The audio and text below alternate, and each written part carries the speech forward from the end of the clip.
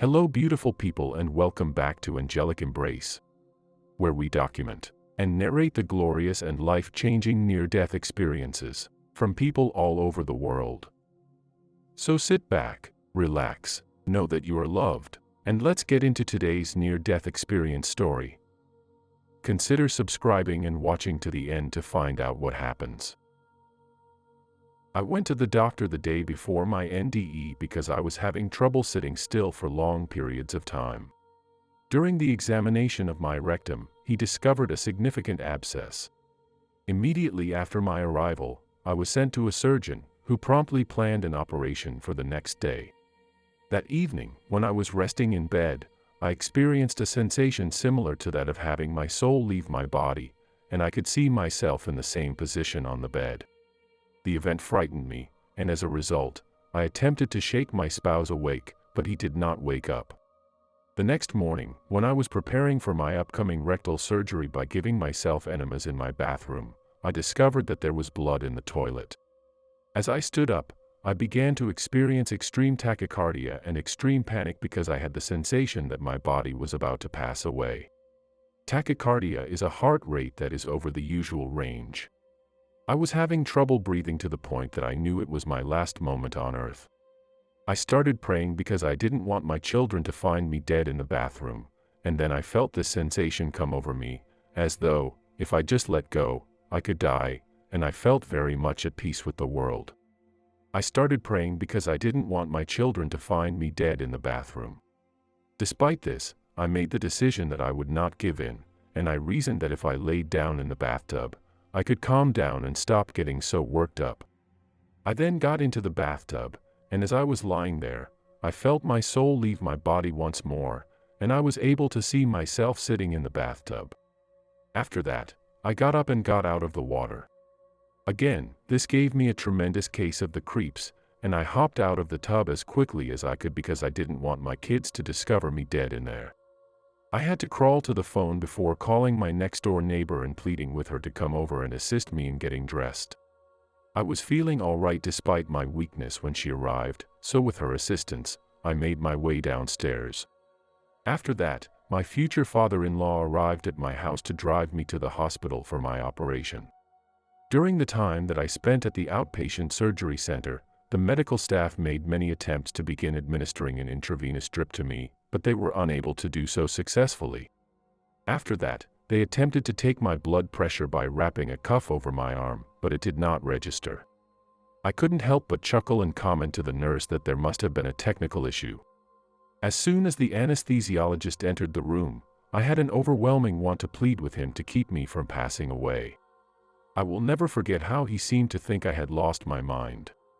I was carried into the operating room, and as they were putting the monitor on me, I observed the heart rhythm VTach, a potentially life-threatening arrhythmia that originates in one of the ventricles of the heart.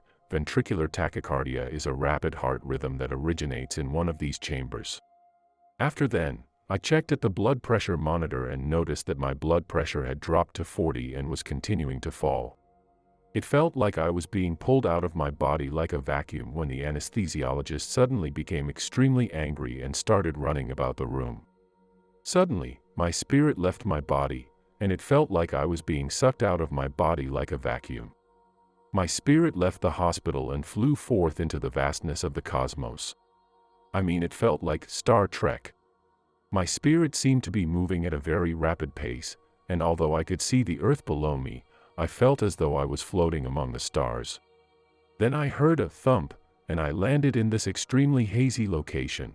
The individuals I saw were all dead, and they were all patients whom I had cared for in the past while I was working as a nurse. They were happy to see me and all of them were smiling. They broke apart, and I turned to see my father, who had passed away half a year before, approaching me. I can still vividly recall how relieved I felt when I learned that my beloved father had passed away. My father gave me a kind grin, took my hand, and then led me through a tunnel. The tunnel appeared to be moving back and forth very slowly, and when I finally came to a stop in front of it, a brilliant light flashed upon me. There was no longer any agony, and I felt an enormous love that was radiating from within me. As I entered the tunnel, I saw a guy clothed in all white with long hair standing in the center of the passageway with his back to me. I could feel an overwhelming amount of love emanating from this guy, and I had the distinct impression that if he turned and looked at me, it would be my last moment on earth. On the other side of this man was an amazing location. The colors have a lively and engaging interaction with one another. It appeared to be a paradise, with the exception that the colors seemed to come to life. The rocks, sky, grass, and water all appeared to be exceptionally lovely, and all of these elements appeared to interact with one another. I had the experience of seeing my whole life play out in front of me like a fast-paced movie, and throughout this vision, I was able to see both the positive and negative things that I had done during the course of my existence. Then, I was confronted by 3 distinct voices. They offered 2 options: you can stay here or you can go. And there I was, considering my options: should I stay or should I go? And I said, I am not good enough to be here, to which the voices replied, oh, but you are. I was surprised by their response. The sounds were so sweet, and the idea of remaining sounded like such a treat to me. As a result, I desperately wanted to be with my father, but all of a sudden I felt something tugging at my shoulders. It felt as like it was dragging me in a certain direction, and I realized right away that it was the prayers of my wife and my children, and right away I said, I have to go. At that precise instant, I burst through the wall of the passageway and flew over space. I was transported back into my body with the sound of a thump. My physician was bending over me at the time, and she asked, Anne, why didn't you tell me you were so sick? You experienced a cardiac arrest. We were able to revive you and do your operation without the use of anesthetic. Nevertheless, it is quite likely that you will pass away since you are in septic shock. And with that, I shot back, oh no, doctor. I got to go to paradise, and then I got to come back, which means that I won't die. I was quite ill for a period of 6 months, during which time I underwent a total of 5 operations. I also got septic many times, but I managed to pull through. Here is another account of an event very close to death. My childhood was difficult when compared to that of others. I would skip school frequently and get into a lot of fights while I was there. In the video game area there was a bowling lane, which was the location of one of the fights. Together with 2 other people, I had started a fight with this one specific youngster, and as a result, he and the other members of his gang came to confront us.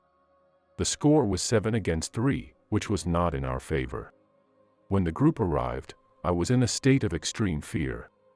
I ended up hitting the side of my head against a brick wall, which is when it occurred to me what had happened.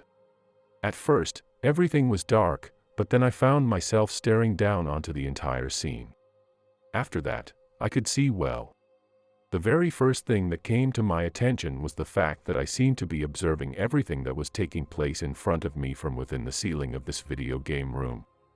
I looked over to see a larger and older youngster dragging the younger child off of me after he had been kicking me in the side of the head.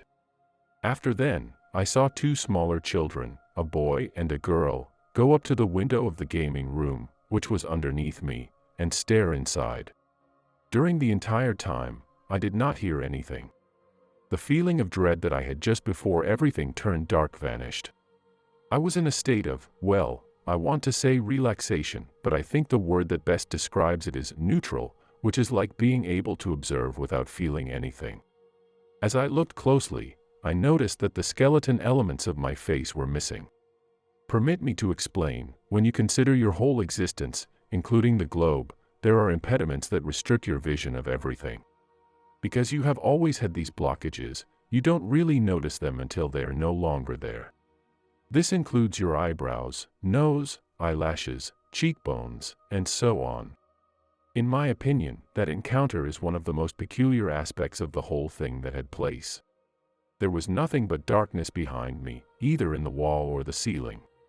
The grown-ups in the billiard room next door were hurrying their way towards the gaming room. I could see them. After then, there was complete darkness.